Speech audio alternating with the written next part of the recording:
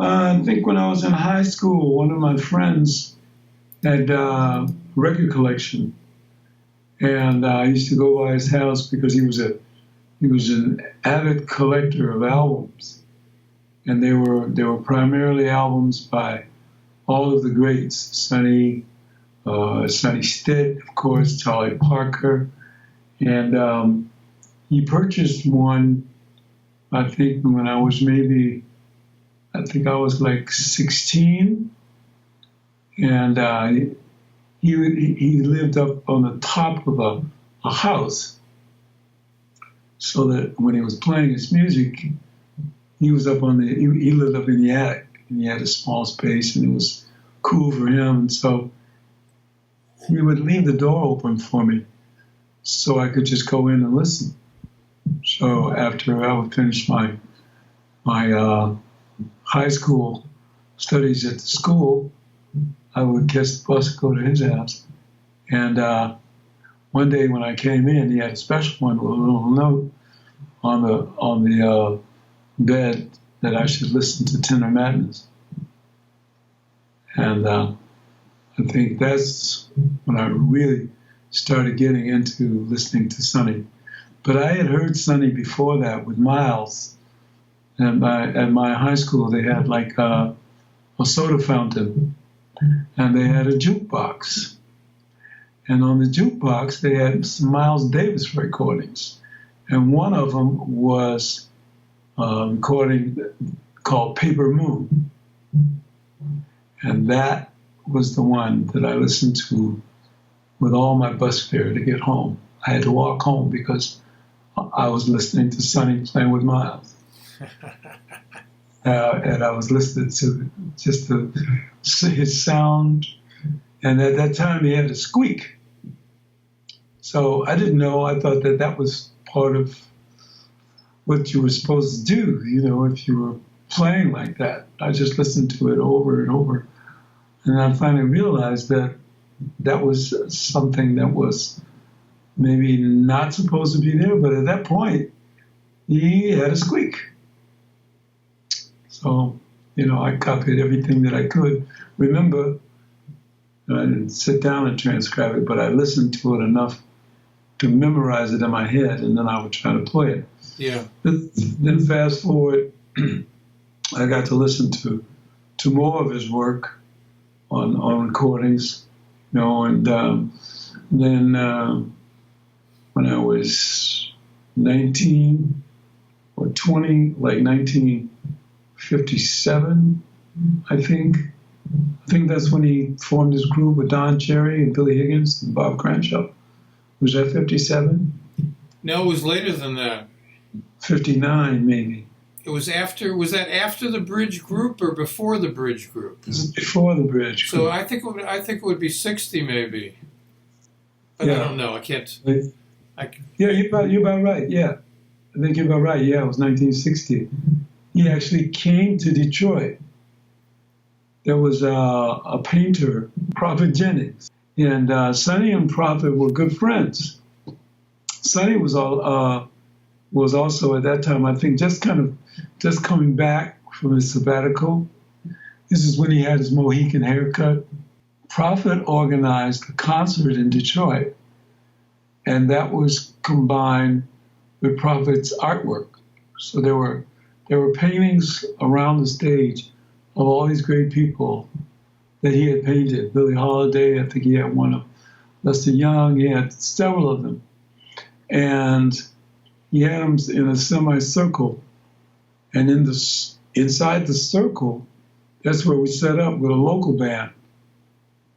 I played with a guy named Teddy Harris, who at one point was one of Aretha Franklin's music directors. But Teddy was one of my mentors, and he would sit down and transcribe things from record and invite a certain group of guys to come over to his house, and we would learn those tunes. And so that particular evening, we opened for Sonny. Wow. So, of course, I was, we were really nervous just knowing that he was in in the facility, but we played our set, which really went well. It went pretty well. We played about 3 or 4 tunes. And then after we finished, I got my horn case and I was packing up, and there's a guy who's standing there smiling at me, and he said, "Hey man, do you know Nuke?" So I knew that was Sonny's nickname. So I said, "No, I haven't met him."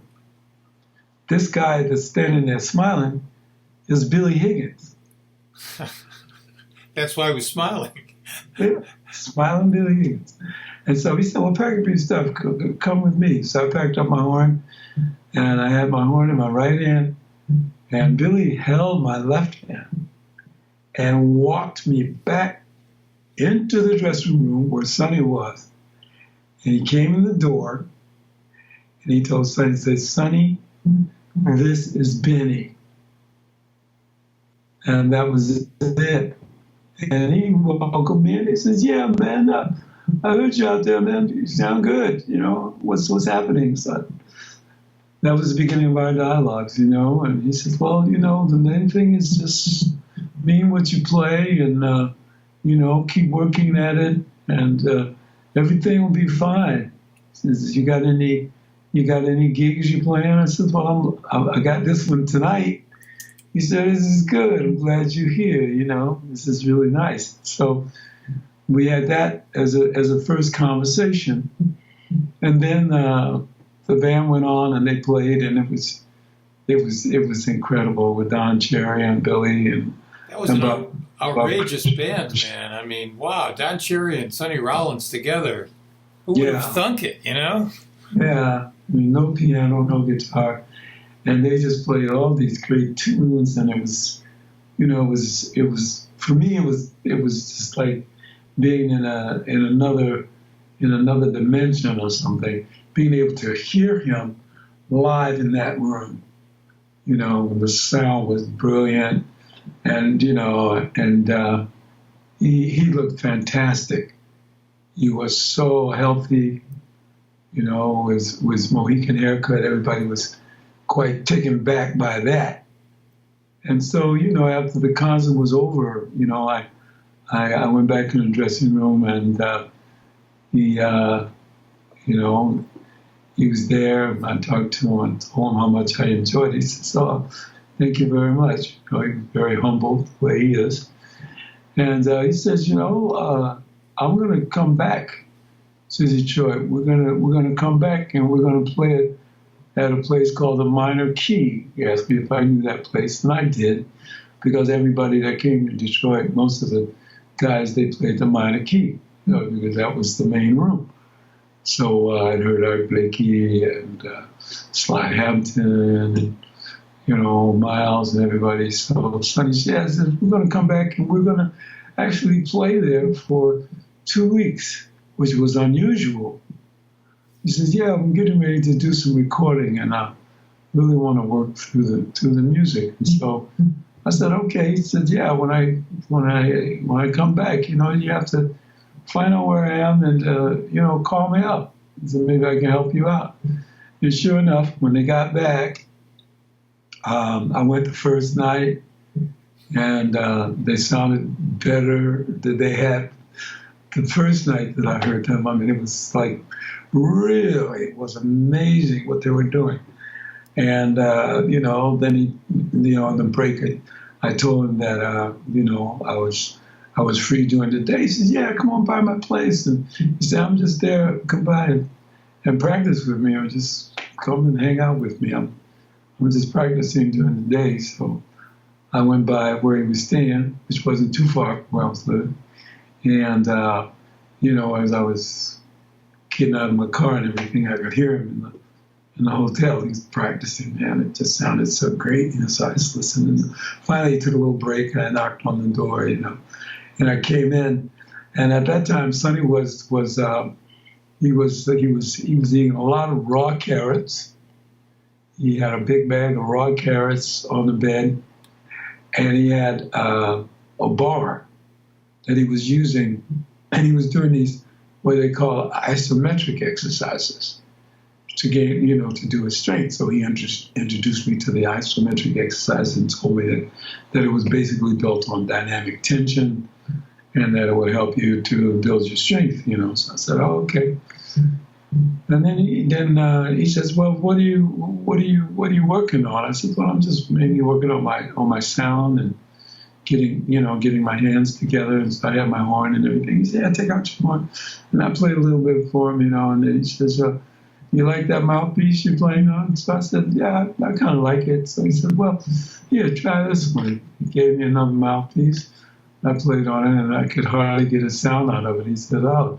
And I said, yeah, it seems like it's a little bit too open for me. He said, but, take it with you, take it with you and try it. And it was just happening around that same time that I got one of my very first multiple night gigs where I was playing like 4 nights a week with a guy who played blues and basically some of the pop tunes of the day. That was it. And with him, he was saying, look, I don't want any, he says, I know you can play, but I don't want any of that far out stuff that I know you guys play. It's just play my music and come in and look respectable when you come into my job, and we'll get along just fine. So, I learned this music, and I struggled with that mouthpiece on the gig.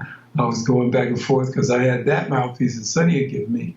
Then I had the one that I had been playing on, and I worked on it. I worked on it for the first week, and I was just struggling with it. So he gave me another one. He said, well, try this one. And that one was a little bit more friendly. So then I did my gig that weekend, but I would get off from my gig early enough for me to go by and listen to them. It was really quite amazing, just how the music flowed, and how hearing music without a piano or a guitar, that was a first for me. But in listening to it, I started to realize that Bob was the harmonic element, and that he and Sonny, they had all of that covered, because sometimes Sonny would play bass lines. He would play the bass lines. I said, wow, that's it. And I talked to him. He says, yeah, you have to learn the bass lines, so that you know where you are in the form of the tune. And that was a great 2 weeks for me. It was like unlike anything else that I had experienced. But it's almost as if he assumed the role of mentor, of master, and you were the pupil. Absolutely. And by the end of the 2 weeks, I had kind of gotten a grip on the second mouthpiece he gave me, which wasn't quite so big. He said, well, you got to try different things, try different reeds, try a different mouthpiece. And said mostly just practice long tones a lot, so you can really develop your tone quality. So you got a good tone, you got a good sound, but it can always be better. So just work on it, And after that, I was pretty set in a lot of ways, having had the opportunity to listen to him in that room, small room, listening to him for 2 weeks, and then going by the hotel, hanging with him, checking out what he was working on. He was studying a lot. He was reading his book, dealt with the Rosicrucians. So he was into a very spiritual path. Was always asking me about Yusef. He said, where's Yusef? So I think he spent some time with Yusef because they were good friends. And it's just like a tremendous opportunity to have that as a way to meet him, so I could see who he was as a musician, and get a feeling for who he was as a person, which really gave me a lot of insight, and what you have to do. You got to really work hard. He said, I'm working on this, and, it's coming together, but it's not quite what I want. It's just never satisfied. So